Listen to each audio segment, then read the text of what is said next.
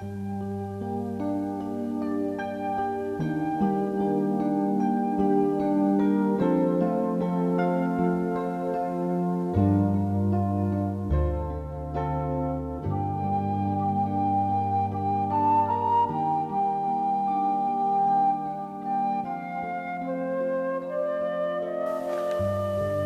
में प्यारे भाइयों और बहनों, सामुएल का दूसरा ग्रंथ अध्याय 24 पद संख्या 15।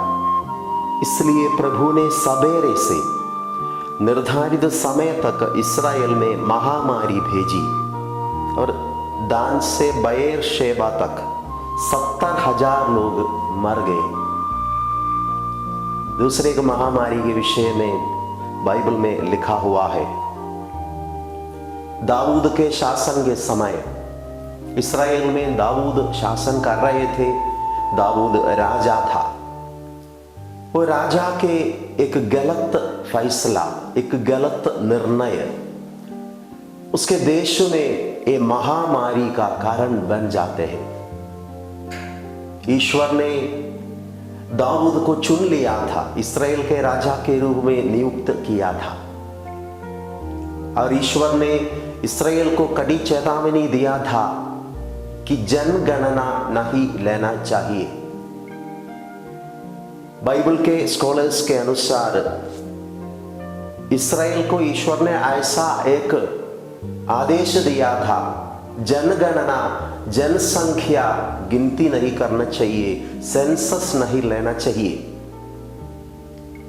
बाइबल स्कॉलर्स के अनुसार सेंसस लेने का 2 लक्ष्य है। पहला लक्ष्य यही है कि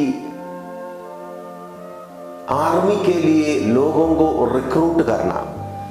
एक राजा यदि सेंसस लेते हैं, जनगणना करते हैं, तो अपने सेना में पुरुषों की संख्या वो बढ़ाना चाहते हैं।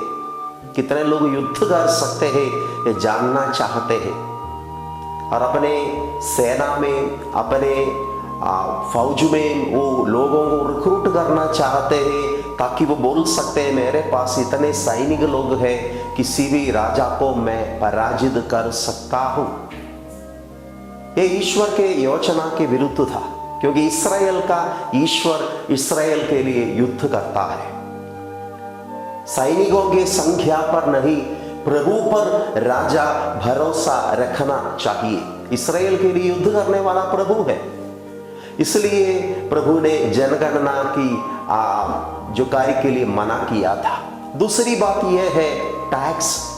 जनगणना करने से राजा को टैक्स मिलेगा, पैसा मिलेगा, वो अपने संपत्ति बढ़ा सकते हैं। इस्राएल का संपत्ति, इस्राएल को भोजन देने वाला, इस्राएल का जो पैसा देने वाला प्रभु है। प्रियजनों, इसलिए प्रभु ने आदेश दिया था जनगणना नहीं करना चाहिए, डोंट टेक सेंसस। लेकिन राजा दाऊद को ऐसा लगा कि सेंसस लेना ही चाहिए, जनगणना करना चाहिए। ईश्वर के योजना और आज्ञाओं के विरुद्ध, जैसे एक राजा ने अपने देश में एक निर्णय लिया, वो निर्णय के कारण बाइबल में लिखा हुआ है प्रभु की कृपा से वो राज्य, वो देश वंचित हो रहे हैं। प्रियजन, इन्हीं दिनों में इंटरनेट में अनेक वर्ल्ड लीडर्स का प्रार्थना आते हैं। एक प्रार्थना काफी महीने पहले आए थे। रांडी वेबर नामक एक अमेरिकन का प्रार्थना था। उसने प्रार्थना किया, पिता तेरा राज्य आए, और उसने अपने देश के सभी पापों को समर्पित करके प्रार्थना किया। उसने प्रार्थना किया, पिता तेरे आज्ञाओं के विरुद्ध हमने बाइबल, वचन, ये सब कार्यों को हमारे क्लासरूम से बाहर निकाल दिया।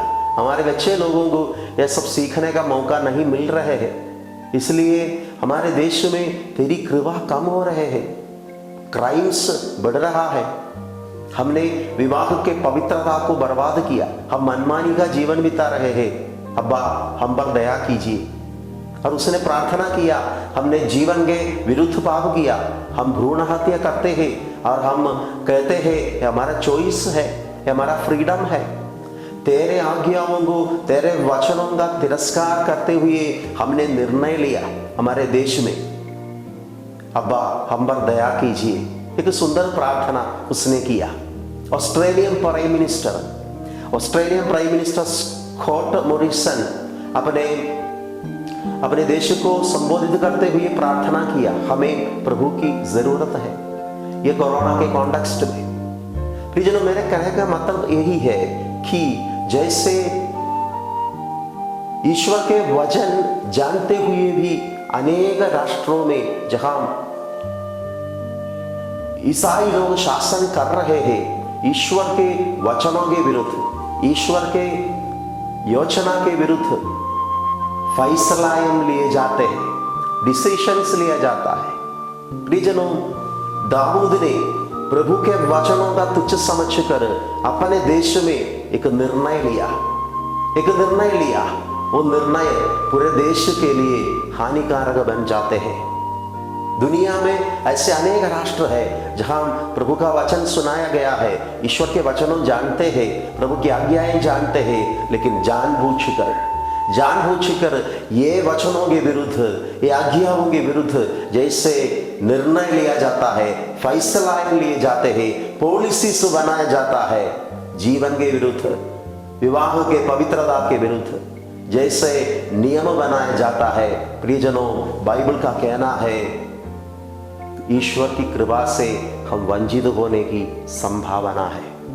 ईश्वर की कृपा से हम वंचित रहने की संभावना है। हम प्रार्थना करेंगे दुनिया के अनेक जगहों में, अनेक देशों में ईश्वर के वचनों के विरुद्ध, ईश्वर के नियमों के विरुद्ध पॉलिसीज बनाया गया है।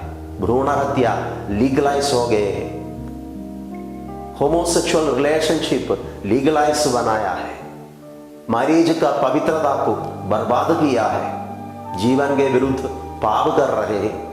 हम आज दुनिया के लिए प्रार्थना करेंगे जहां ईश्वर के वचनों को जानते हुए भी जानबूझकर वो वचनों का तिरस्कार करते हुए पॉलिसीज बनाया जाता है, वहां प्रभु की कृपा उतर आए, पॉलिटिकल डिसीजंस में प्रभु के आशीर्वाद मिल जाए।